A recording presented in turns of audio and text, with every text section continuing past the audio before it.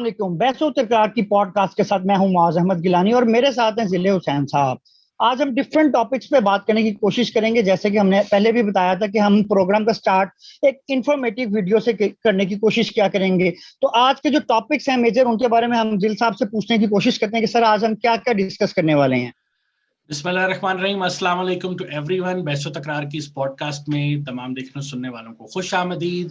और आपसे दोबारा गुजारिश है कि हमारे चैनल को सब्सक्राइब करें, वीडियो को लाइक करें, और अगर आपको हमारी कोई बात अच्छी लगती है या किसी बात से इख्तिलाफ है तो कमेंट सेक्शन में जरूर बताइए। तो माज, आज की वीडियो का आगाज सर आपसे करना है मेरे भाई, और आप बजट के बारे में कोई बड़ी आप कह रहे हैं जी अच्छी अच्छी खबरें लेकर आए हैं। तो जरा देखते हैं आपकी पसंदीदा हुकूमत जो है उसने बजट में क्या अच्छा अच्छा किया। थैंक यू वेरी मच दिल भाई। देखें, बजट जो है वो सारा साल की जो लोगों की नजरें होती हैं वो या मिडॉकर तबका या जो हमारे सैलरीड क्लास लोग होते हैं, इवन दैट बिजनेस क्लास भी जो है उसकी सारी नजरें जो अच्छा सारा जो फोकस होता है वो हमारा जो है बजट के ऊपर डिपेंड कर रहा होता है। ठीक है, बैंकिंग ट्रांजैक्शंस या बैंकिंग सेक्टर एक ऐसा है जिसपे हर किसी भी जो न्यूज वो पीपल्स को अफेक्ट करती है, कारोबार को अफेक्ट करती है। ये सारा सेटअप चलता रहता है क्योंकि 90% लोग जो बिजनेस क्लास है, स्पेशली इंपोर्टर है, एक्सपोर्टर है, उनका तमाम ट्रांजैक्शंस का जो फ्लो है वो बैंकिंग के साथ चलता है। ठीक है, अगर आप अर्ली डेज में जाएं 20 में, यानी 2004 में जब मुशर्रफ की गवर्नमेंट आई, 2004-5 में जब शौकत अजीज साहब आए, तो उन्होंने देखा कि बैंकिंग में कैश ट्रांजैक्शंस बहुत ज्यादा हो रही हैं, कैश फ्लो बहुत ज्यादा हो रहा है। ठीक है, तो वो कैश फ्लो को मिनिमाइज करने के लिए उन्होंने बैंकिंग ट्रांजैक्शंस के ऊपर टैक्स इंप्लीमेंट किया जो 0.3% था। यानी कि अगर आप 25,000 रुपीज से ऊपर कैश विड्रॉल कर लेते हैं तो आपको 0.3% यानी 1 लाख रुपए अगर आप विड्रॉ करते थे तो 300 रुपए तकरीबन आपको पाकिस्तान में एकदम से ये कैश इंप्लीमेंटेशन लगी, जिसको विद होल्डिंग टैक्स का नाम दिया गया। ठीक है, अब नई नई लोगों के लिए बहुत सारी चीजें आई, लोग बड़े परेशान हुए कि ये क्या चक्कर है, लेकिन उसमें एक वीक पॉइंट गवर्नमेंट ने खुद से ये डाल दिया कि जी एक 25,000 का चेक जो था वो निकलवाते थे तो उसके ऊपर यानी उससे ऊपर निकलवाते थे तो पैसे बढ़ते थे। यानी आप 50,000 निकलवाते थे तो आपको 150 रुपया 150 रुपीज चार्जेस आए थे। लेकिन अगर आप 25 के 2 चेक करते थे तो वो आपको कुछ चार्जेस नहीं आते। ठीक है, गवर्नमेंट ने खुद एक फ्लो बैक दे दिया। तो लोगों ने क्या किया कि बजाय उसके कि वो कैश फ्लो कम होता, लोगों ने एक दिन में 150, 200 चेक्स काटने शुरू कर दिए 25-25 हजार के। तो बैंक्स ने कहा कि जनाब गवर्नमेंट, ये तो आपने हमारा तो काम अच्छा करने के बजाय आपने तो हमें उल्टा डाल दिया। यानी एक आदमी ने अगर 10 लाख रुपए कैश लेना होता था वो एक चेक देता था और कैश विड्रॉल कर लेता था। अब वो 10 लाख को अगर आप डिवाइड करें 25,000 के ऊपर तो वो 40 चेक बन जाते थे तकरीबन। बैंक्स का पेपर वर्क बढ़ गया बेसिकली उससे। बहुत ज्यादा स्टेशनरी बढ़ गई, पेपर वर्क बढ़ गया, यानी सिग्नल यानी कम्युनिकेशन उन दिनों बड़ी डाउन थी, इतने अच्छे 4G 3G नेट नहीं थे, इवन दैट फाइबर नहीं अवेलेबल थी उस टाइम, और बड़ी प्रॉब्लम्स आना शुरू हुई। तो गवर्नमेंट ने क्या किया कि जो उसको जी 25,000 पर डे ट्रांजैक्शन पे काउंट कर दिया। ठीक है, हम बात को बहुत ज्यादा लंबा नहीं करेंगे लोगों को ताकि जो क्या कह सकते हैं वो मायूसी इंटरेस्ट बना ना रहे, हो, बिल्कुल इंटरेस्ट बना रहे। ठीक है, इसी चीज को कंटिन्यू किया, लोग आदी हो गए। गवर्नमेंट आई पीपल्स पार्टी की जब दोबारा 2008 में, तो उन्होंने कहा कि नहीं यार 25,000 तो बहुत ज्यादा छोटी सी अमाउंट है, इसको जो है आप कम से कम 50,000 कर दें यार, कि 50,000 पर डे आप ट्रांजेक्शन कर सकें तो कोई पैसे नहीं।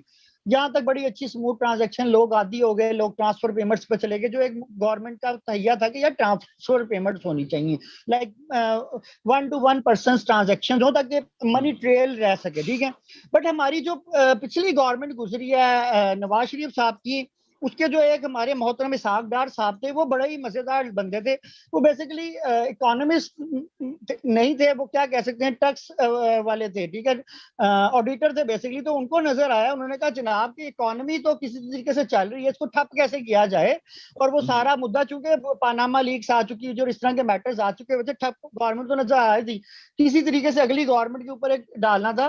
तो उन्होंने कहा कि जनाब ये जो 50,000 आप कैश विड्रॉल तो करवा रहे हैं, अगर इसके साथ साथ आप 50,000 से ज्यादा ट्रांसफर एंट्री भी कर देंगे तो उसके ऊपर भी आप टैक्स देंगे। ये जून 2015, एग्जैक्टली जून 2015 को ये नोटिफिकेशन आया हमारे पास कि जी आज से ट्रांसफर पेमेंट्स भी जो हैं जिसके ऊपर आपको चार्जेस पड़ेंगे। I was working in Mizan bank, और आप यकीन नहीं करेंगे कि 2 जुलाई 2015 को सिंगल डे में सिर्फ हमारी एक शाह आलम मार्केट, जो हमारी यानी मार्केट की ब्रांचेस थी, जिनको आइडिया ही नहीं था कि यार ये चीज क्या है, फाइलर नॉन फाइलर का कॉन्सेप्ट क्या है। आइदर गवर्नमेंट को कुछ बताना चाहिए था कि यार किस तरीके से इसको इम्प्लीमेंटेशन करना है। बस एक रात में डिसीजन लिया गया, सागदार साहब ने कहा लें जी आज ही करें, और ये इम्प्लीमेंट हो गया। शाह आलम मार्केट में एक दिन में तकरीबन 14 मिलियन रुपीस का टैक्स कलेक्शन किया गया एक दिन में, ठीक है। और लोगों को काफी हैवी लॉसेस हुए। एक ताजिर बरादरी जो बेचारा कहता था मुझे 1 लाख के ऊपर 600 रुपया कैश बचता भी नहीं था मुझे, यानी उसको एक दिन में बेचारे को ट्रांजैक्शन करने पे 600 रुपया टैक्स पड़ गया, जो अचानक से यानी 0.3 से बढ़ा के एक ही दिन में 0.6% कर दिया गया।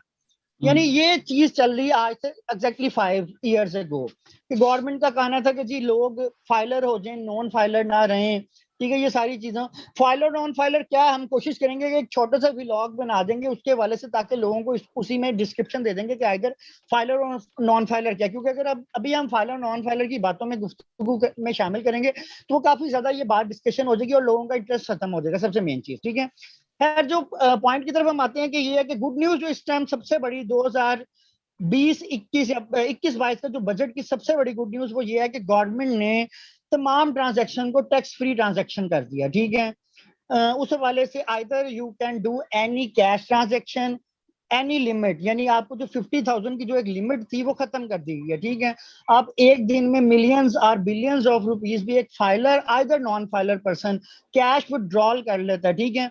उसके ऊपर भी बिल्कुल छूट दे दी गई है। ट्रांसफर एंट्रीज जो A to A या B to B, person to person, business to business जितनी भी ट्रांजेक्शन हो रही थी वो टोटली वेव ऑफ कर दी गई है, सिर्फ लोगों को इंकरेज करने के लिए कि यार either you should use banking transactions. बहुत ज्यादा जो कैश ट्रांजैक्शंस का हमारा चक्कर चल गया था, उससे निजात देने के लिए गवर्नमेंट ने ये तमाम चीजें वेव ऑफ कर दी हैं, ठीक है। सबसे मेन पॉइंट तो आज हमने ये डिस्कस करना है, ठीक है, कि यानी इसके बेनिफिट्स क्या होंगे और इसके नुकसानात क्या होंगे थोड़े बहुत, ठीक है। ये अच्छा, सॉरी मैं आपको अब यहाँ पे थोड़ा सा इंटरप्ट करूंगा। आपने बड़ा अच्छे तरीके से हिस्ट्री बताई फर्स्ट ऑफ ऑल, और बड़े अच्छे तरीके से चीजों को बयान किया। लेकिन अच्छा मुझे एक बात बताओ कि अभी जो इसहाक डार के दौर में जो टैक्स लगा था वो फाइलर और नॉन फाइलर के लिए अलग-अलग था, राइट? अलग-अलग, बिल्कुल। अच्छा, लेकिन अभी गवर्नमेंट ने कहा है चाहे आप फाइलर हैं या नॉन फाइलर हैं आपको टैक्स नहीं देना, या बिल्कुल वेव कर दिया, आई थिंक, राइट? एग्जैक्टली। अच्छा, मैं यहाँ पे ये समझता हूँ कि इसहाक डार से, यानी आपको पता है मुझे नून लीग बिल्कुल पसंद नहीं है, लेकिन मैं ये समझता हूँ कि इसहाक डार ने एक काम तो अच्छा किया था कि आप यूं कह लें कि इसको मोटिवेट करना टैक्स फाइलर को या टैक्स फाइलिंग को प्रमोट करने के लिए, कि उन्होंने कहा जनाब आप टैक्स फाइलर होंगे, और टैक्स फाइलर होना कोई बड़ा मसले वाली बात नहीं है। लाइक अब तो पाकिस्तान में मैंने सुना है बड़ा स्ट्रेट फॉरवर्ड प्रोसेस कर दिया इन्होंने। तो लोगों को टैक्स नेट में लाने के लिए अगर उसने ये टैक्स लगाया था तो मेरा ख्याल से इसमें कोई खराबी तो नहीं है, क्योंकि टैक्स फाइलर के ऊपर ये टैक्स नहीं था उसके अंदर। आप क्या कहेंगे इस बारे में? देखें वही बात मैंने जो पहले की ना, कि हमें 30 जून को ये नोटिफिकेशन आया, 2015 की मैं बात कर रहा हूँ, कि जनाब कल से तमाम बैंकिंग ट्रांजैक्शंस के ऊपर आइदर ट्रांसफर आइदर कैश ये टैक्स लग जाएगा, ठीक है। सबसे मेन चीज वही बात आती है कि रिफॉर्म्स लाने के लिए एक दिन में रिफॉर्म्स नहीं आती, स्पेशली जब आपके इदारे इस काबिल ही ना हो, आपका इंफ्रास्ट्रक्चर इस काबिल ना हो, ठीक है। आप कनाडा में अवेलेबल हैं, आप सुबह कनाडा में जाएं, यूके में जाएं, इवन डेट सिंगापुर जैसे एक छोटे से मुल्क में जाएं, सुबह पहुंचे शाम के टाइम तक आप अपना बिजनेस शुरू कर सकते हैं। एम आई राइट? जबकि काइंड ऑफ यानी जबकि पाकिस्तान में आपको एक बिजली का मीटर लगवाना है ना, तो उसके लिए आपको पूरी जन्म पत्री देनी पड़ जाती है, हमसायों का बिल और ये सेम लाइक यही प्रोसीजरल वर्क था कि अब भी आके पीटीआई की मैं सपोर्ट बिल्कुल नहीं करने की कोशिश करूंगा, लेकिन चूंकि असद उमर साहब आप खुल के बताएं आप कौन है, आप कोई मसला नहीं। हाँ, आई मीन टू से कि यानी कि हर गवर्नमेंट में अच्छाइयां और बुराइयां जरूर हैं, लेकिन मैं सिर्फ ये बात करता हूँ हमने असद उमर को टाइम नहीं दिया। हमें बहुत एक्सपेक्टेशन थी उस बंदे से कि यार एक दिन में वो सारा कुछ ठीक कर दे, बट उसने सबसे पहले आके यही बातें की। उसने कहा जितना लंबा प्रोसीजर आप लोगों ने फाइलिंग नॉन फाइलिंग के लिए किया हुआ है, एक आम इंडिविजुअल पर्सन को तो ये चीजें समझ ही नहीं आती हैं। 1 पेजर आप लोग फाइलिंग नॉन फाइलिंग का सिस्टम इंट्रोड्यूस करवाएं, जो 4-5 चीजें नेसेसरियां वो दें, और मैं पिछले 6-7 साल से फाइलर हूँ, मुझे पता है कि मुझे हर साल इतनी लंबी मेहनत करनी पड़ती है कि मुझे समझ नहीं आती कि यार मैं एक फाइलिंग नहीं कर रहा, मैं पूरे जहान का बता रहा हूँ कि ये ट्रांजैक्शन मैंने की, कब की, ये की, ये एक एक चीज। तो मैं समझता हूँ ये एक कंज्यूमर पर्सन, फिर सबसे बड़ी बात ये कि हमारे पास सिर्फ फाइलर नॉन फाइलर का चक्कर नहीं है। ठीक है, साथ साथ डॉक्टर साहब की बात अच्छी थी कि लोग एड अप हों, बट एक बच्चा जो 18 साल का जस्ट है वो नहीं फाइलर हो सकता सर, जिसका बिजनेस ही कुछ नहीं है। उसको भी 1 लाख रुपए का तो एक आईफोन नहीं आता आजकल फॉर एग्जांपल, उस बेचारे को भी एक ट्रांजैक्शन करनी पड़ जाती है। एक औरत है बेचारी जो अपना 2-2.5 लाख या 5 लाख की छोटी सी इन्वेस्टमेंट के साथ कोई ऑनलाइन शॉप चलाने की कोशिश कर रही है, एक किराना स्टोर है जिसकी total I think 5 lakh to 10 lakh की इन्वेस्टमेंट होती है बेचारे की, उसको भी कोई लाख रुपए की पेमेंट कभी करनी पड़ सकती है। तो 600 रुपए तो उस बेचारे को बचता नहीं था, और वो साल लेकिन के 30-40 हजार। माज जो टैक्स फाइलिंग है ना, ये थोड़ी डिफरेंट चीज है। यही मैं गुजारिश कर रहा हूँ कि लोगों को ये समझने की जरूरत है, टैक्स फाइलिंग के लिए जरूरी नहीं है कि आप कोई पैसे कमा रहे हो।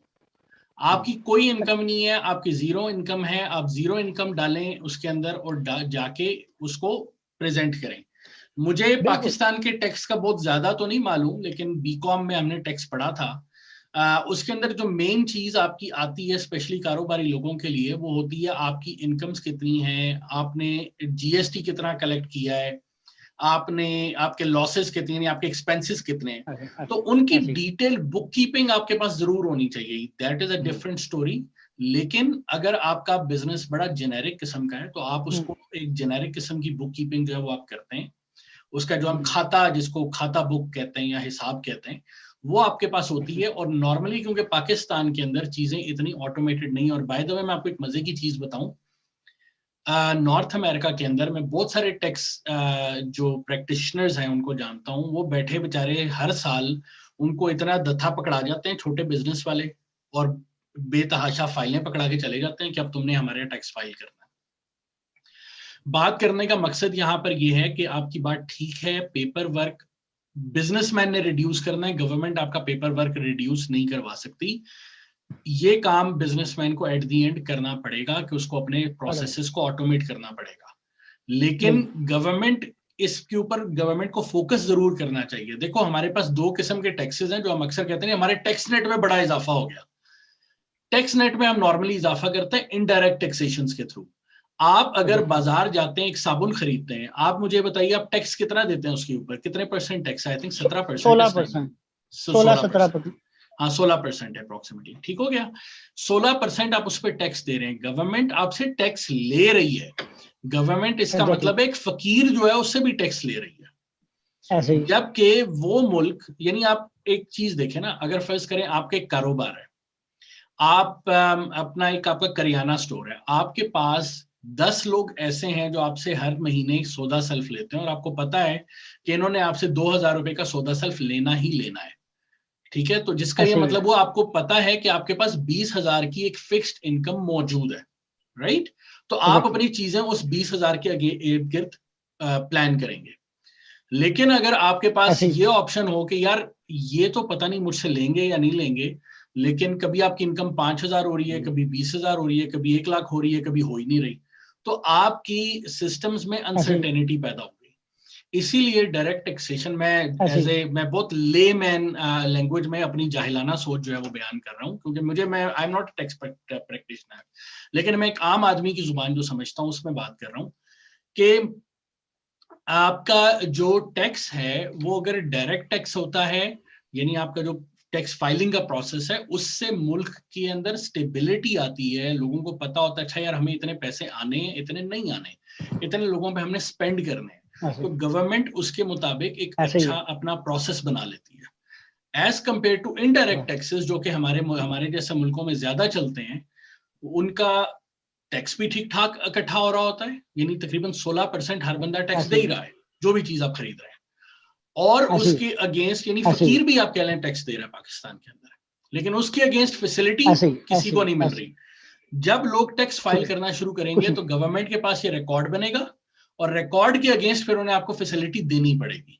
तो ये बेसिकली दोनों में एक बहुत बड़ा फर्क है, तो ये समझने की जरूरत है। जी सॉरी, आप मेरा जो अगला पॉइंट था ना, हाँ मेरा जो अगला पॉइंट है बेसिकली जिल भाई वो यही है कि ये गवर्नमेंट ने एक काम तो कर दिया, ठीक है, अब इसके बेनिफिट मैंने कहा इस ये जो मेरा अगला पॉइंट है कि गवर्नमेंट ने ये फैसला क्यों लिया है और इसके इम्पैक्ट किस पे आएंगे, फाइलर्स पे क्या आएंगे, नॉन फाइलर्स पे क्या आएंगे, और एक आम आदमी की जिंदगी में इससे क्या इम्पैक्ट पड़ेंगे। ठीक है, सबसे मेन चीज तो ये है कि सिल भाई देखें, जो हमारे ओवरऑल बैंकिंग सेक्टर में इस टाइम जो करंट अकाउंट्स चल रहे हैं, ठीक है, उनकी तादाद ऑलमोस्ट 40 मिलियन के करीब है, यानी कि 4 करोड़ के करीब जो है वो करंट अकाउंट्स चल रहे हैं, either in the way of individuals, either in the way of sole proprietorship, either in the way of business community. ठीक है, बट उसमें जो टैक्स रिटर्न्स में जो अकाउंट शो हो रहे हैं अभी तक वो सिर्फ 10 मिलियन यानी कि 1 करोड़ लोगों ने सिर्फ उनको शो किए हैं। दैट मींस कि एवरीबॉडी हैव 4 अकाउंट्स, यानी हर आदमी के इंडिविजुअली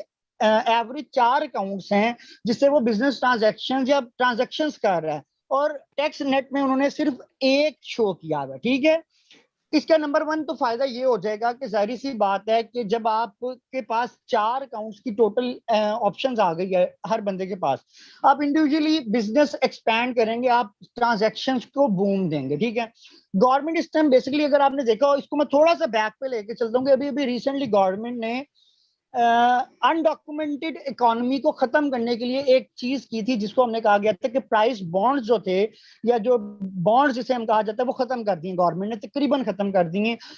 40,000 रुपीज से शुरू किया उन्होंने, उसको डॉक्यूमेंटेड किया, 25,000 रुपीज के एक बॉन्ड से वो खत्म किए। अभी रिसेंटली गवर्नमेंट ने 15,000 और 7,500 रुपीज के भी बॉन्ड जो थे उनको टोटली खत्म कर दिया। सितंबर तक लास्ट डेट चल रही है, उसके बाद ये बिल्कुल खत्म हो जाएंगे, यानी डॉक्यूमेंटेड इकोनॉमी की तरफ आ जाएंगे। जिनके यानी इशूड बॉन्ड्स हैं बाय नेम, सिर्फ वही बंदे इसके अंदर डील कर सकेंगे। ठीक है, गवर्नमेंट का यानी पहला मकसद तो इसमें यह है कि अनडॉक्यूमेंटेड इकोनॉमी की तरफ से हम खत्म करें। आपकी बात बिल्कुल ठीक है कि फाइलर्स होने का फायदा है, फाइलर होंगे तो इकोनॉमी बूस्ट करेगी। ठीक है, अब जो लेकिन आप डॉक्यूमेंट कैसे करेंगे जब आपके पास फाइलर नहीं होंगे? मैं वही बताने लगा। अब उसमें देखें, एक चीज ये है कि गवर्नमेंट काफी अरसे से ये कोशिश कर रही है कि एफपीआर को गवर्नमेंट तमाम अकाउंट्स की रसाई दी जाए। ठीक है, ये मैं वीडियो में ऑन रिकॉर्ड बात कर रहा हूं कि अभी तक हमें कोई ऐसा नोटिफिकेशन नहीं आया कि गवर्नमेंट ने आइदर बैंकिंग सेक्टर को एफबीआर के साथ मर्ज कर दिया है या नहीं किया। ठीक है, क्योंकि ये ऑन स्पॉट जब रिकॉर्डिंग हम बात कर रहे थे तो हमारे खिलाफ भी जा सकते हैं कि जी मौज ने ये बात ऑन रिकॉर्डिंग बात कर दी। अभी तक हमें कोई ऑफिशियल नोटिफिकेशन नहीं आया और ना ही गवर्नमेंट माइट भी इस तरह के कोई ऑफिशियल नोटिफिकेशन प्रोवाइड करे, ठीक है, बैंक्स को स्पेशली।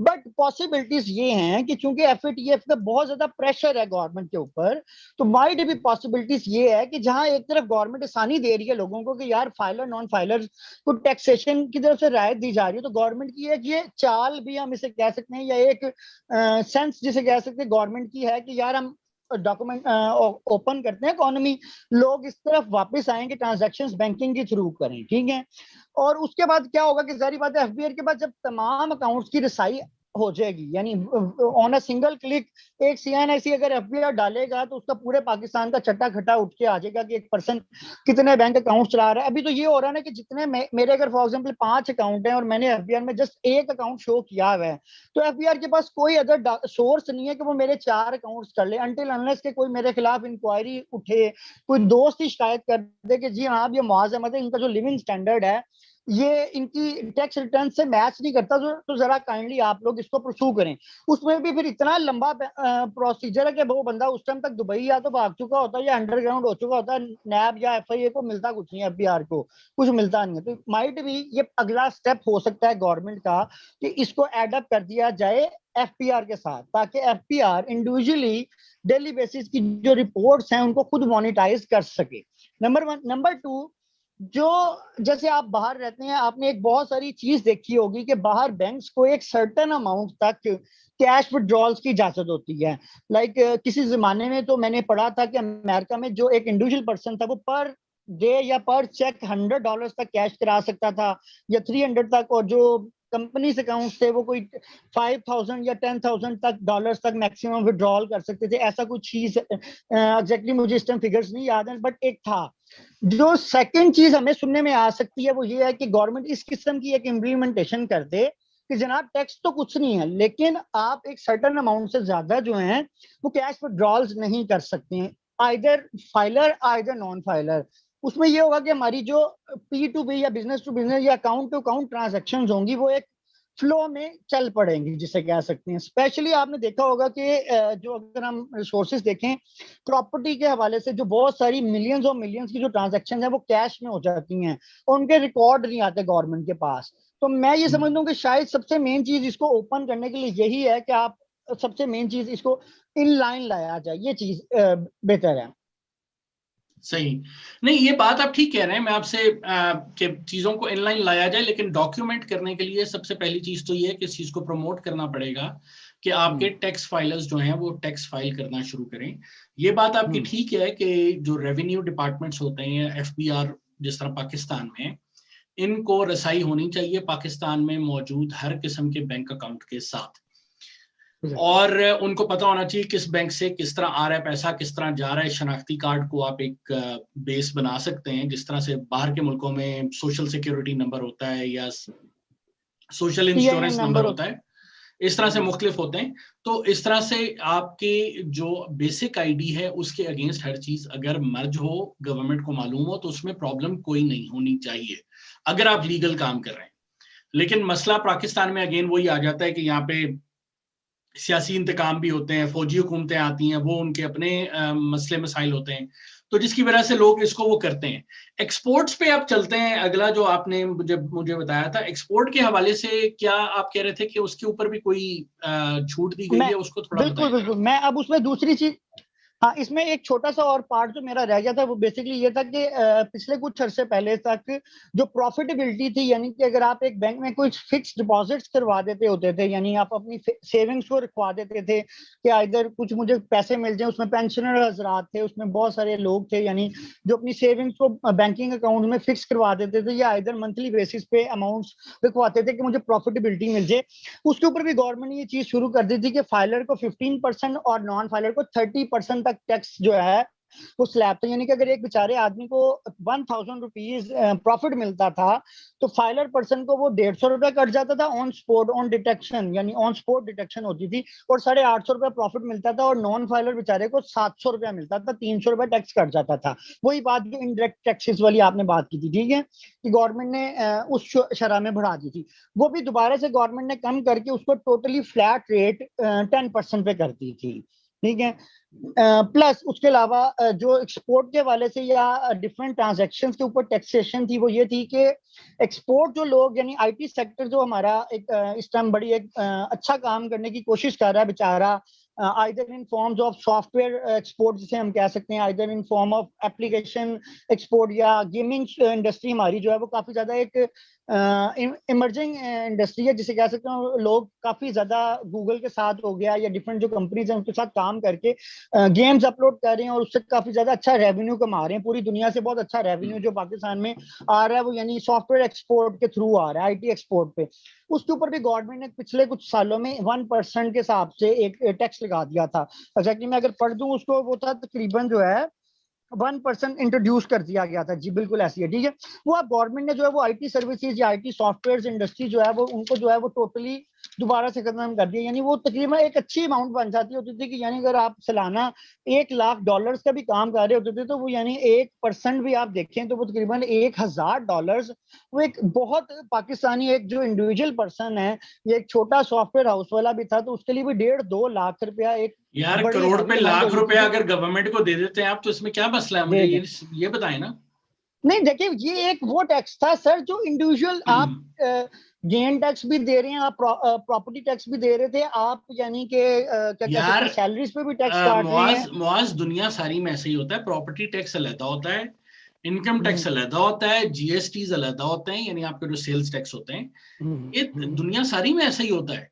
आपको मुख्तलिफ चीजों पे मुख्तलिफ टैक्स देना पड़ता है। इसमें तो कोई एक्सपोर्ट के अलग होते हैं, ड्यूटीज होती हैं, इंपोर्ट की अलग ड्यूटीज होती हैं। ये तो प्रॉब्लम, ये तो दुनिया सारी में हुकूमतें ऐसी तो चलती हैं, बिल्कुल चलती हैं जिल भाई। देखें उसमें एक चीज ये है कि एक तरफ इमरान खान साहब कहते हैं कि जो हमारे ओवरसीज पाकिस्तानी बाहर बैठे हुए हैं वो पाकिस्तान एक्सपोर्ट करें। ये बातें हमें तब अच्छी लगेंगी या हम तब उस टाइम इस बातों को वाकई कह सकते हैं कि यार कनाडा में ऐसा होता है या अमेरिका में ऐसा होता है, यूके में ऐसा होता है, जब हमारी जो ट्रेड यानी जो है ना हमारा डेफिसिट वो पूरा हो सके।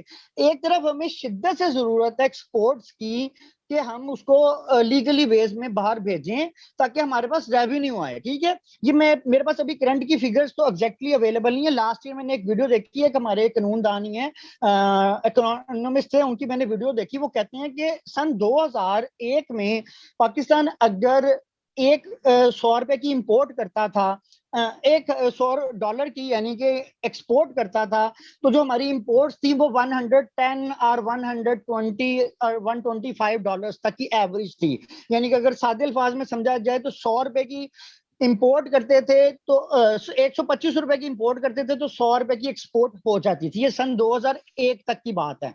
उस टाइम क्या होता था, 25 पे कोई फॉरेन रेमिटेंसीज आ जाती थी, कुछ हम कर्जे ले लेते थे, कोई चीज यानी अदर रेवेन्यू इकट्ठा कर लेते थे, गुजारा हो जाता था। आज की जो लास्ट ईयर की सर अगर आप एनालिसिस देखें तो आपकी जो $100 की एक्सपोर्ट है उसके अगेंस्ट आपकी $250-225 की इंपोर्ट्स हैं सर। अगर आप उस $100 के ऊपर भी 1% टैक्स लगा देंगे तो एक्सपोर्टर तो कहेगा भाई मैं नहीं काम करता। ठीक है, तो इस टाइम हमें हाईली रिकमेंडेड है, स्पेशली आईटी सेक्टर जो बेचारा उसको कोई बेनिफिट्स नहीं दे रहे हैं आपको। आप देखें कि इवन दैट लाहौर में अच्छा इंटरनेट तक अवेलेबल नहीं है। मुख्तलिफ आज हम लाहौर की बात करते हैं तो आपको लाहौर के 70% एरियाज में फाइबर नेट अवेलेबल नहीं है sir properly. Internet, wireless internet की बात करें तो आपके पास गवर्नमेंट लेवल पे पीटी सेल जैसी कंपनीज के पास एक अच्छा वायरलेस इंटरनेट अवेलेबल नहीं है। आपके पास वतीन एक अच्छा अल्टरनेट आया था बट वो भी ठीक नहीं है। मतलब आप ये देखें कि अगर आईटी सेक्टर इन हालात के बावजूद भी काम कर रहा है, एक नवाज शरीफ साहब से 100 इख्तलाफात हों, उन्होंने एक कोशिश की थी कि ये फ्री लैपटॉप्स दिए, ठीक है, उससे ये हुआ कि हमारे बहुत सारे फ्री लांसर्स को मौका मिल सका। वो कोशिश कर रहे थे कि लाहौर को एक आईटी सिटी बनाया जाए, फ्री वाईफाई का कॉन्सेप्ट दिया जाए, लेकिन वो नहीं हो सका। ठीक है, तो मैं ये समझता हूँ कि हमें कम से कम आईटी सेक्टर में ये चीजें तो हम कर सकते हैं कि यार आप टैक्स फ्री हो जाएं, आपकी जो रेमिटेंसीज आ रही हैं आप उस पर तो पैसे ना दें। ये एक बहुत अच्छा इक़दाम है, मैं समझता हूँ जो होना चाहिए था। अच्छा, आपकी बात अपनी जगह पे ठीक है, लेकिन इसको हम बहस को थोड़ा सा रैप अप करते हैं। मेरा अपना ये ख्याल है कि एक्सपोर्ट्स पाकिस्तान को करनी चाहिए और पाकिस्तान में बहुत सारी ऐसी चीजें जो एक्सपोर्ट हो सकती हैं, लेकिन जो असल प्रॉब्लम आता है ना वो प्रोसेस में आता है। पाकिस्तान से शिपिंग करना एक बहुत बड़ा अजाब है। अगर अब मैं पाकिस्तान से कोई चीज मंगवाना चाहूँ, क्योंकि मैंने कोशिश की थी इसके ऊपर, मैंने थोड़ा सा काम किया था, पाकिस्तान से अगर आप कोई चीज मंगवाते हैं शिपिंग एक बहुत बड़ा अजाब है। उसके बाद आप अगर पाकिस्तानी, बाय द वे, क्योंकि स्ट्रक्चर्ड ऑर्गेनाइजेशंस नहीं है, कंपनीज नहीं है, प्रोफेशनलिज्म का इन्हितात है। हमारे पास इंजीनियर्स जो हैं वो हम पिछले दिनों आपने शायद वीडियो देखी होगी, सेलिब्रेट कर रहे थे कि जी एक इंजीनियर जो है सॉफ्टवेयर इंजीनियरिंग की है बंदे ने, और वो कराची में चिप्स की रेडी लगा के अपना कारोबार शुरू कर रहा है। तो कहने का मकसद ये, भाई तुमने सॉफ्टवेयर इंजीनियरिंग की, क्यों तुम जाके कुछ और कर लेते? तुमने यानी अपना टाइम और पैसा दोनों चीजें वेस्ट किए गलत जगह के ऊपर। हालांकि सॉफ्टवेयर इंडस्ट्री में आप बड़ा कुछ अच्छा कर सकते हैं। कहने का मकसद बात करने का ये है कि ये चीजें, ये प्रॉब्लम्स हमारे यहाँ बेशक के मौजूद हैं और हमें उनकी तरफ तवज्जो देनी चाहिए। ये जो टैक्सेस हैं, टैक्सेस के अंदर छूट एक लेवल तक आप दे सकते हैं, लेकिन अगर आप टैक्सेस को बिल्कुल खत्म कर देंगे, मेरा ये पॉइंट था, 1% वॉज नथिंग। जो 1 करोड़ रुपया कमा रहा है ना, उसको अगर 1 लाख रुपया ऊपर टैक्स देना पड़ रहा है तो इसमें कोई बड़ी रकम नहीं है। ये 1% टैक्स मेरा ख्याल से बहुत अच्छा वो था। खैर एनीवेज, ये अब हुकूमत के काम है, हुकूमत जाने, और मेरा ख्याल से इतना टैक्स गवर्नमेंट को चार्ज करना चाहिए और लोगों को भी टैक्स देना चाहिए। तो टैक्स देंगे तो हुकूमत आपको वापस आपको जो है आपके ऊपर पैसा लगा सकती है। हुकूमत के पास आसमान से पैसे नहीं गिरते, IMF के कर्जे हम इसीलिए अपने ऊपर चढ़ा के बैठे हुए होते हैं। जिहाद करने का बड़ा शौक है, टैक्स देने का शौक नहीं है। ये सबसे बड़ा प्रॉब्लम है। टैक्स देना सबसे बड़ा जिहाद है आज के टाइम में। ऐसे ही है। अभी पिछले दिनों अगर आपने नोट किया हो तो एक बड़ा इशू चला था। एक कोई यंग सहाफी हैं, रीमा उमर है आई थिंक, उन्होंने किसी जियो के प्रोग्राम में कहा कि जी चाइना में करप्शन की इकोनॉमी जो है वो बड़ी ज्यादा चलती है। उस पर बड़ा इशू बना कि जी इमरान खान साहब ने क्योंकि चाइना का निजाम की बात की तो उन्होंने कहा चाइना की तो इकोनॉमी ही करप्शन के ऊपर है। तो लोगों ने कहा ओ ये तो करप्शन को सपोर्ट कर रही है जी, ये तो इन्होंने बड़ी बेवकूफाना बात कर दी है। तो असल में हकीकत यही है कि दुनिया में बहुत बड़ी, आप कह लेंगे, ड्रग मनी और माफिया मनी, ये सारी चीजें चाइना में होती हैं। तो वहां पे का सिस्टम भी बिल्कुल डिफरेंट है। वो सिस्टम अगर पाकिस्तान में लाने की कोशिश करें तो पाकिस्तानी पागल हो जाएंगे 2 दिन के अंदर अंदर। पाकिस्तानियों को हमें कभी टर्की का और कभी कहीं कहीं का निजाम चाहिए होता है। खैर, बात एक बिल्कुल डिफरेंट एंगल पे चल रही है। हम अगले टॉपिक पे चलते हैं। और मुआज, आपने एक वीडियो शेयर की थी, उसको हम अपने लोगों को दिखाते हैं और उसके बाद फिर आगे चलते हैं।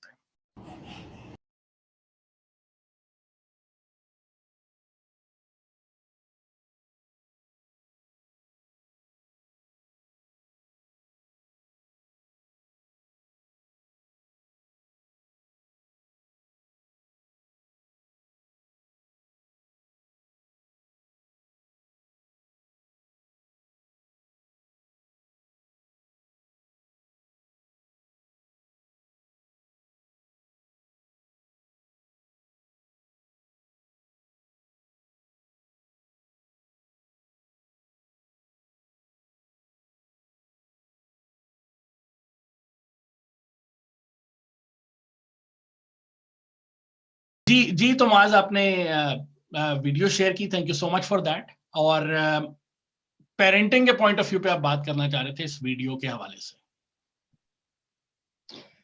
बिल्कुल एग्जैक्टली ये मुझे कुछ दिनों पहले रैंडमली यानी फॉरवर्ड हुई ये वीडियो और मैंने देखी और मैं ना चाह के भी इसको जो है ना मतलब वो डिलीट नहीं कर सका कि मेरा था कि इसके ऊपर हम एक छोटी सी डिस्कशन रखें राइदर के मतलब हम किस किस्म जा रहे हैं। मतलब ये अगर आप देखें तो ये बेसिकली पाकिस्तानी वीडियो तो नहीं है, ये कोई अरब की या इस टाइप की कोई वीडियो है आइदर, या हम इस तरह के डिफरेंट हम सीन्स कॉमनली देखते रहते हैं वो आइदर यानी ब्रिटिश इकोनॉमी हो या कोई यानी वेस्टर्न कल्चर हो या लोकल कल्चर हो, पाकिस्तानी इंडियन या एशियन कल्चर हो, इस तरह की हमें बहुत सारी चीजें नजर आती रहती हैं। ठीक है, तो बीइंग अ मतलब हमारे यहाँ जो मुझे समझ आती है कि वो ये है कि रिलेशनशिप्स जो है ना वो एक हॉबी की तरह हम लोग अपना लेते होते हैं। ठीक है, हम लोग रेडी नहीं होते रिलेशनशिप्स के लिए, हम लोग रेडी नहीं होते शादी के लिए, हम रेडी नहीं होते बीइंग अ पेरेंट बनने के लिए।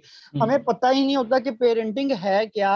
हम लोग अपने आप से सारी उम्र मुआवजना करते रहते हैं कि यार ऐसे सानू भी नहीं मिलया सी, ऐसे तनु नहीं मिलया सी, ऐसे एनू नहीं मिलया सी। एक टिपिकल लाइंस जो हैं जो हम लोग उससे आगे नहीं निकले और हम अपने ही महरूमियों का बदला जो मैं समझ सकता हूँ कि वो हम अपनी औलाद से ले लेते हैं।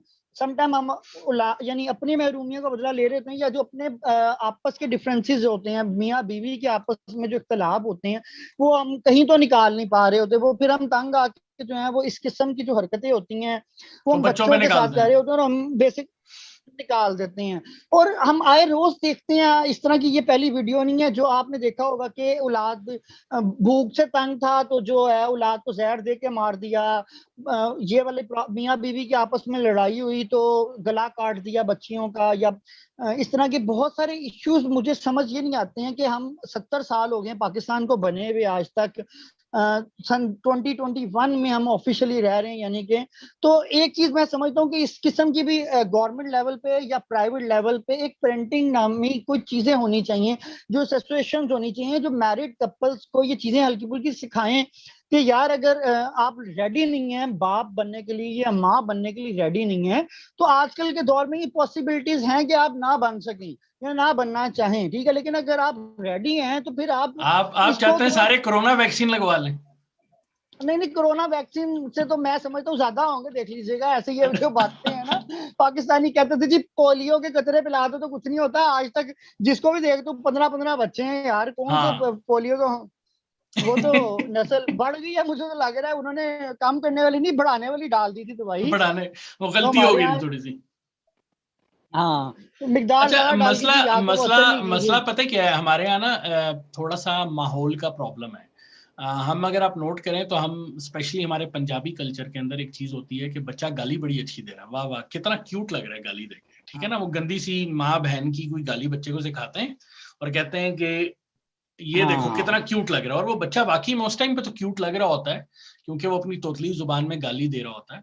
लेकिन जब वो बच्चा बड़ा होके अपने माँ बाप चाचे मामे ताए दादे किसी को भी वही गाली जब वापस देता है तो उसके सामने वो गाली दे रहा होता है, फिर हम कहते हैं कितनी गंदी जुबान है इसकी।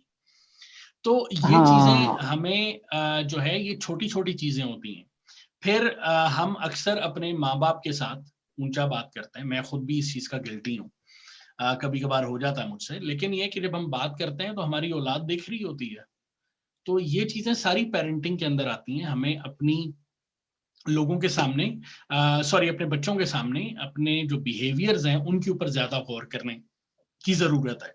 अच्छा, दूसरी चीज यार ये है कि अगर आप नोट करें तो हमारे यहाँ, क्योंकि एक चीज और होती है, क्योंकि मुझे मेरे माँ बाप ने मारा था इसलिए मैं भी अपने बच्चों को मारूंगा, तो ये भी एक चीज होती है। तो जिस तरह वीडियो आपने दिखाई थी उसके अंदर वो मेरा ख्याल से उसको चलना सिखाने की कोशिश कर रहा है और वो उसको फेंटा फूंटा उसको भी इसी तरह चलाया होगा, इसीलिए बेचारा अजीबो गरीब सा एबनॉर्मल हो चुका है। बच्चे साइकोलॉजिकली डिस्टर्ब होते हैं जब आप उन्हें बचपन में मारते हैं, और ये चीज लोगों को समझ में नहीं आती। ये जब बच्चा बड़ा हो जाता है और फिर वो वहशी, जुनूनी और अजीबोगरीब किस्म की हरकतें कर रहा होता है, और यही वजह हमारे माशरे में जुनूनियत ही जुनूनियत है। हम एक दूसरे की बात सुनने को तैयार नहीं होते, हम एक दूसरे को काटने को दौड़े होते हैं। आप किसी से जरा सा इख्तिलाफ करें, वो आपको पे हर किस्म का फतवा लगाने को तैयार हो जाता है। उसका एक मेन रीजन यही है कि आपकी वो बात जो बचपन में आपके ज़हन में एक चीज डाल दी जाती है ना कि हर चीज मार से होती है, मारे बगैर बच्चा सीख नहीं सकता, डंडा पीर जरूरी है, ये चीजें लोगों के लिए बड़ी वो होती हैं। तो खैर अल्लाह करे इसके ऊपर कोई हो, लेकिन मेरे ख्याल से हुकूमत या प्राइवेट लेवल के ऊपर जब तक लोग खुद से इनिशिएटिव नहीं लेंगे, हुकूमत इस पर कुछ नहीं कर सकती। हुकूमत सिर्फ एक काम कर सकती है कि इस तरह के प्रोग्राम्स बनाए जाएं, इस तरह के ड्रामास बनाए जाएं। ये जो उल्टी सीधी किस्म की चीजें मीडिया पे चल रही होती हैं, इनके बजाय ऐसे ड्रामास बनाए जाएं जिसमें इनडायरेक्टली लोगों की जहन साजी की जाए। बड़ा अच्छा इनिशिएटिव था परवेज इलाही साहब का, मार नहीं प्यार, अगर आपको याद हो। तो उस वक्त स्कूलों में ये स्लोगन्स लगना शुरू हुए थे, तो इसको दोबारा चलाना चाहिए। बल्कि मैं पंजाब कॉलेज ऑफ कॉमर्स से पढ़ा तो वहां पे अच्छी खासी मार पड़ा करती थी। तो हमारे एक दोस्त था, उसने टीचर को बोला मार नहीं प्यार, उसने कहा ये सरकारी स्कूल में होता है, इतने मार ही पेगी। तो कहने का मकसद ये है कि ये फिर इम्प्लीमेंट हो तो फिर प्रॉपर होना चाहिए। तो कहने का यानी बात का ओवरऑल मकसद ये है कि हमें माशरे की आबियारी के लिए इनडायरेक्टली कोशिशें करनी चाहिए, और ये आपका मेरा हम सबका फर्ज है, ये सिर्फ हुकूमत का फर्ज नहीं है। हर चीज हम उठा के ना हुकूमत पे डाल देते हैं। अगर फर्ज करें मेरी गली के अंदर गंद पड़ा हुआ है और मैं 4 यंग बच्चे मिला के अपने साथ उस गंद को हटाता हूं, तो जो बड़ा वहां पे गंद फेंक रहा है ना, मैं 2-4 दफा हटाऊंगा तो 5वीं दफा उसको भी शर्म आएगी, यार ये बच्चे हटाते हैं। तो ये चीज हमें सोचने की जरूरत है कि हमने क्या करना है। हर चीज गवर्नमेंट पे डालने के बजाय हम कोशिश करें कि अपनी मदद आपके तहत क्या चीजें बेहतर कर सकते हैं। अगर हम ऐसे देखेंगे किसी बच्चे को उसका बाप मार रहा है, उसको जाके रोकें वहां पे, तो हमें खुद से भी कुछ करने की जरूरत है। तो अगले टॉपिक पे चलते हैं मुआज। पाकिस्तान का इमेज जो है सर वो बड़ा खराब हो चुका है दुनिया के अंदर। बिल्कुल सही कह रहे हैं आप। और हमारे पिछले दिनों एक डीजी रेंजर्स जो है उन्होंने कराची में एक तकरीब से खिताब करते हुए फरमाया कि पाकिस्तान का इमेज जो है वो मीडिया या इस तरह के लोग खराब कर रहे हैं। पाकिस्तान में 3 एसिड विक्टिम्स होते हैं और इतना बड़ा वावेला मचा दिया जाता है। और अगर बरतानिया में जो है पता नहीं 700 या पता नहीं उन्होंने कितने केसेस बताए। तो इसके अंदर जनाब पहली बात तो ये है कि डीजी रेंजर साहब को का ये डोमेन ही नहीं है कि वो इसके ऊपर बात करें, number 1 as a DG rangers. दूसरी चीज ये है कि नहीं अपने काम नाल काम रखो भाई, तुसी की किथे आ रहे हो। दूसरी बात ये है कि उनको ये जो 3 औरतों के जलने का फिगर है, ये मुझे नहीं समझ आ रहा उन्होंने कहां से लिया। पहली बात तो ये गवर्नमेंट के पास कोई ऐसा मैकेनिज्म ही नहीं है कि वो इस तरह के विक्टिम्स को रिकॉर्ड करे। इस तरह के विक्टिम्स गवर्नमेंट के पास रिकॉर्ड ही नहीं होते।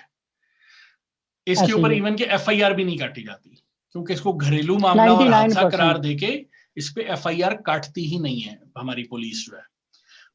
जो प्राइवेट एनजीओज हैं या प्राइवेट ऑर्गेनाइजेशंस हैं या जो हॉस्पिटल्स हैं, उनके फिगर्स के मुताबिक तकरीबन 1400 से ज्यादा औरतें जो हैं वो इसका निशाना बन चुकी हैं, एसिड विक्टिम्स हैं। पाकिस्तान में 2007 से लेकर 2019 तक की जो फिगर्स हैं, अगर आप गूगल करना चाहें गूगल कर सकते हैं, फिगर्स हैं। मैं कोशिश करूंगा स्क्रीनशॉट भी लगा दूं इस वीडियो के अंदर। अच्छा, उसके बाद आपको अगर आप यानी इसको बरतानिया से उन्होंने इसको कंपैरिजन किया तो बरतानिया में भी तकरीबन इतना ही फिगर मौजूद है। लेकिन बरतानिया में जो मसाइल हैं और हमारे मसाइल हैं उनमें जमीन और आसमान का फर्क है। हमारे यहाँ नॉर्मली औरतों के साथ ये जुल्म होता है, बरतानिया में मर्द औरत दोनों के साथ ये प्रॉब्लम होती है, क्योंकि वहां पे किसी के साथ लड़ाई हुई, किसी ने एसिड फेंक दिया, किसी ने चाकू मार दिया, वहां का क्राइम वो क्राइम है। अगर आपने उसको इसके साथ कंपैरिजन करना है, फिर आप कराची के जो कत्ल होते हैं, टारगेट किलिंग होती है, उसको भी डाल दें, बम धमाके होते हैं उसको भी डाल दें, तो फिर तो पाकिस्तान बड़ा डिफरेंट हो जाएगा ना। तो कहने का मकसद ये सबसे पहली चीज, डाल दें।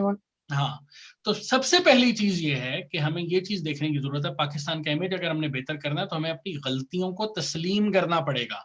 हम वो कहते हैं ना पेंट पूंट मार के तो दीवार के ऊपर कहते हैं बस दीवार अच्छी होगी, पीछे दीवार कच्ची होती है, ऐसे ही है। तो ये प्रॉब्लम है हमारे साथ, हमारा इमेज ऐसे बेहतर नहीं होगा कि हम कह रही है हंसी तो कुछ कीता ही नहीं, ऐसे ऐसे।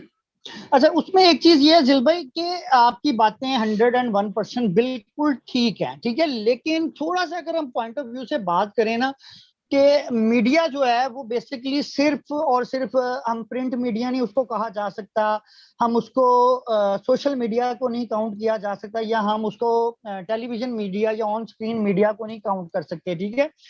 इंडिया की एक मूवी है बाजार, सैफ अली खान की, अगर आपने वो देखी हो, उसके अंदर बेसिकली मैं मूवी का रेफरेंस सिर्फ इसी वजह से दे रहा हूँ, उसके अंदर एक फेक न्यूज, नेटफ्लिक्स की सीरीज है बिल्कुल। हाँ, वो उसमें बेसिकली वो बताते ये हैं कि एक खबर को क्रिएट कैसे किया जाता है, ठीक है।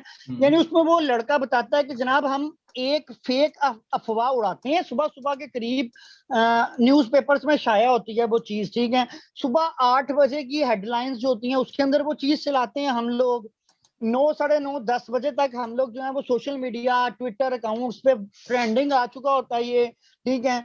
10-11 बजे तक जो है वो एक खबर की तश्कील हो चुकी होती है, यानी 50%। रहा सहा जो काम होता है वो हम क्या करते हैं, जो ब्लॉगर्स, फेमस ब्लॉगर्स हैं या जो वेबसाइट्स हैं, ब्लॉगिंग वेबसाइट्स जो जिनको लोग रैपिडली रीड करते हैं, या पॉडकास्ट जो रीड करते हैं यानी लोग या सुनते हैं, हम लास्ट हमारा वो होता है कि क्या होता है कि अगर आइदर हम चेक कर लेते हैं हमारा मफाद पूरा हो चुका हुआ है, तो उसके फिर भी हम लोग पॉडकास्ट और ब्लॉगिंग्स में डाल देते हैं कि नहीं ये गलत है। जैसे आपने अक्सर देखा होगा फेसबुक पे एक न्यूज आ जाती है मशरिक के नाम से, या इवन डेली पाकिस्तान वगैरह जो लोग हैं इन्होंने स्टार्ट में अपनी पब्लिसिटी करने के लिए स्पैमिंग इनको हम बोलते थे, इतनी बड़ी सी खबर लगी होती थी दुनिया में ऐसे हो गया और वैसे हो गया और अंदर खोलें तो कुछ भी नहीं होता था। तो वो बेसिकली आखिरी शक्ल जो दी जाती थी वो ब्लॉगिंग के थ्रू दी जाती थी कि इधर ये खबर ठीक भी थी, ये जस्ट एक अफवाह उड़ी थी सुबह, लेकिन उस टाइम तक एक पर्सन या एक इदारे या एक सोसाइटी या एक माशरे का काफी हद तक जो नुकसान है वो हो चुका होता है। इधर अगर आप इन टर्म्स ऑफ देखें, वो चूंकि एक पूरी मूवी बनाई गई थी स्टॉक मार्केट के हवाले से, तो वो कहते हैं कि ये 2-2.5 घंटे की जो एक फेक न्यूज होती है ये किसी भी अच्छी से अच्छी कंपनी की रेपुटेशन खराब करने के लिए काफी हो जाती है, ठीक है। सेम लाइक थिंक के बात बिल्कुल ठीक है। मैंने इंडिया की एक पूरी रिपोर्ट पढ़ी, उसने ये बात की, उसने कहा कि इंडिया में हम लोग बात कर देते हैं कि जी रेप, बहुत ज्यादा रेप है, ठीक है।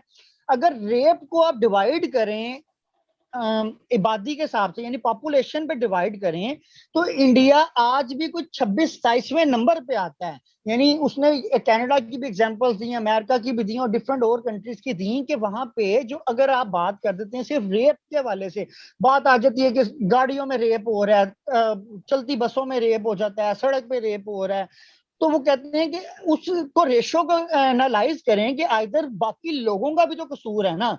फिर अगर हम बाहर की बात करते हैं ना, अगर बड़ा पुराना सा वो एक वाकया भी है कि चाइना के अंदर एक रेप हुआ, तो यानी उन्होंने जो एक सर्कल था यानी एक बच्ची को खड़ा किया कि तुम अपनी आवाज लगाओ, उस सर्कल में उन्होंने कहा कि जी जहां तक आवाज जाती है वहां जो जो बंदा अवेलेबल था सबको उठा के ले आओ, ठीक है।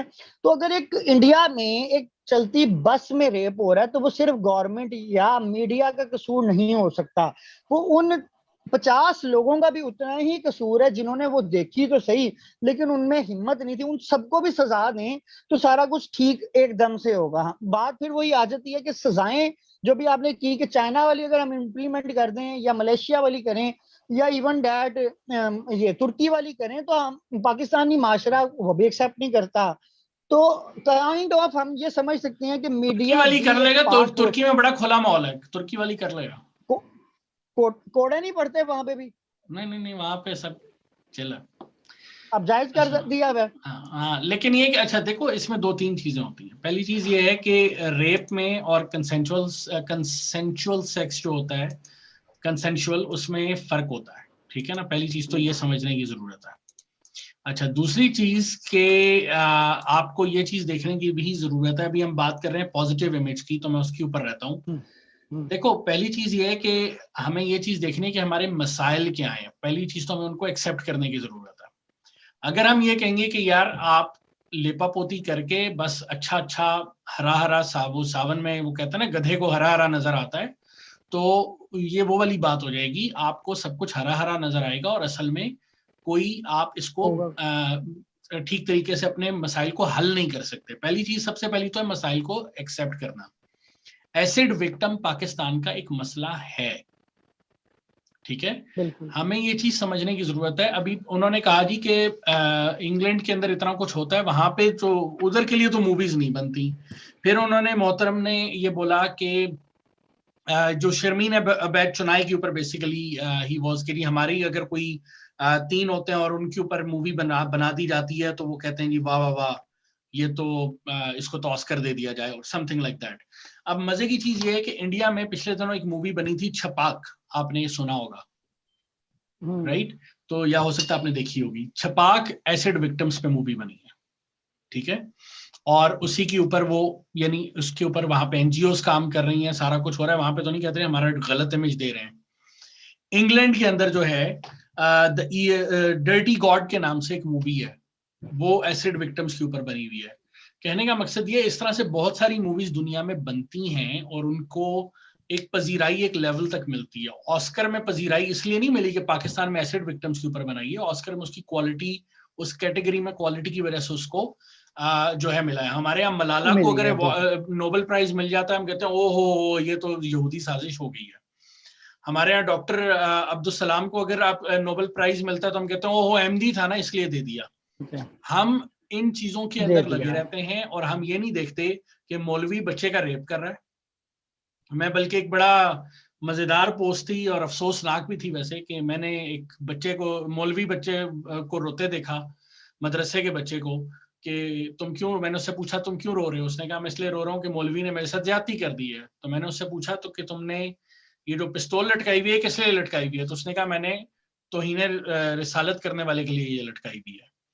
कहने का मकसद ये है कि हमारे पास, हम मौलवी को कुछ नहीं कहते, जो मर्जी कहता रहे, जो मर्जी करता रहे। हमारे यहाँ जो ताकतवर तबका है हम उसको कुछ नहीं कहते, हम अपने मसाइल के ऊपर पर्दा डालते हैं। ये जो मसाइल पे पर्दा डालने वाली बात है, मेरा मकसद बात करने का, उसको खत्म करें और उसके बाद हम आगे देखते हैं अब उनका हल कैसे निकालना है।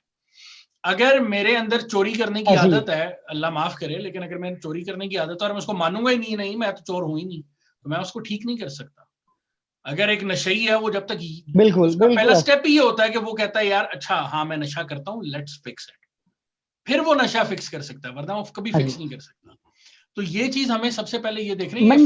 ये चीजें आप आज आप देखें ना, अगर ट्विटर पे जाके, तो पाकिस्तान में जो चीजें ट्रेंड कर रही हैं उसमें से एक ट्रेंड है हैशटैग तालिबान। जो टॉप 10 ट्रेंड्स है ना पाकिस्तान के आज, उनमें हैशटैग तालिबान, और उसकी जाके आप ट्वीट्स देखें, उसके अंदर वो माय हीरो तालिबान तो पता नहीं क्या दुनिया से आसमान से उतर के आ गए। ये मजार शरीफ का ये लोग वाकया भूल जाते हैं, जो बेगैरत तालिबान को सपोर्ट करते हैं। ये भूल जाते हैं कि तालिबान ने वहां पे क्या हरकतें की हुई थी। ये भूल जाते हैं कि इन्हीं तालिबान की बेसिकली ब्रांच है पाकिस्तानी तालिबान। तो ये चीजें हमें सोचने की जरूरत है। एक आइडियोलॉजी है, एक मेंटालिटी है जो कि एक्सट्रीमिस्ट मेंटालिटी है। जब तक हम इनको सपोर्ट करते रहेंगे, ना हम माजरत के साथ फैटफ से निकल सकते हैं, ना दुनिया में हमारा इमेज ठीक होगा। तो ये चीज हमें बड़ा क्लियरली समझने की जरूरत है। आज वेस्ट के लिए एक बहुत बड़ा प्रॉब्लम है कि उनके अंदर जो व्हाइट सुप्रीमिस्ट हैं, अगर वो उनको कहेंगे नहीं हमारे पास तो व्हाइट सुप्रीमिस्ट होता ही नहीं है, हमारे यहाँ तो ये जो नस्ली इंतहा पसंद है ये तो होता ही नहीं है, तो ये गलत होगा ना। यहाँ पे है, मौजूद है। अभी चंद दिन पहले जिस शहर में मैं रहता हूँ, कैलगरी के अंदर, यहाँ पे इस तरह के हेट क्राइम्स नहीं होते थे। पिछले दिनों उन्होंने एक लड़की को हैरेस किया है, उसको मारा पीटा है।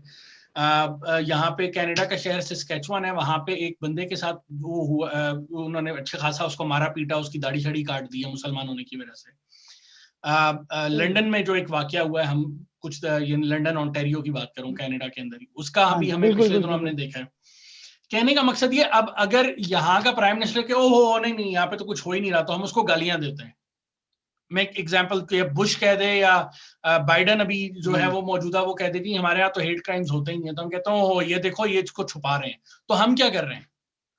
हम नहीं छुपा रहे इन चीजों को, हम भी तो यही हरकतें कर रहे हैं ना, तो ये छुपा रहे हैं ना, हम तो डिस्कस ही नहीं करते। हाँ, हम डिस्कस ही नहीं करते, यहाँ पे एटलीस्ट डिस्कशन होती है। आप ये देखेंगे कि दुनिया के अंदर जो ये लोग यानी ये जो तरक्की याफ्ता मुल्क हैं, वो तरक्की करने की उनकी एक बहुत बड़ी वजह है कि वो अपनी मिस्टेक्स को एक्सेप्ट करते हैं। हम अनफॉर्चुनेटली अपनी मिस्टेक्स को एक्सेप्ट ही नहीं करते, तो उनको ठीक कैसे करेंगे? तो खैर एनीवेज, हमारा टाइम आई थिंक काफी ज्यादा हो चुका है। अपने देखने सुनने वालों से अब हम इजाजत चाहते हैं। अगर आपको हमारी बातों में किसी किस्म का इख्तिलाफ हो या आपको लगे कि हमारी कोई बात गलत है, तो कमेंट्स में जरूर बताइएगा। वीडियो को लाइक कीजिएगा, चैनल को सब्सक्राइब कीजिएगा। खुश रहिए, आबाद रहिए, अपना ख्याल रखिए। खुदा हाफिज।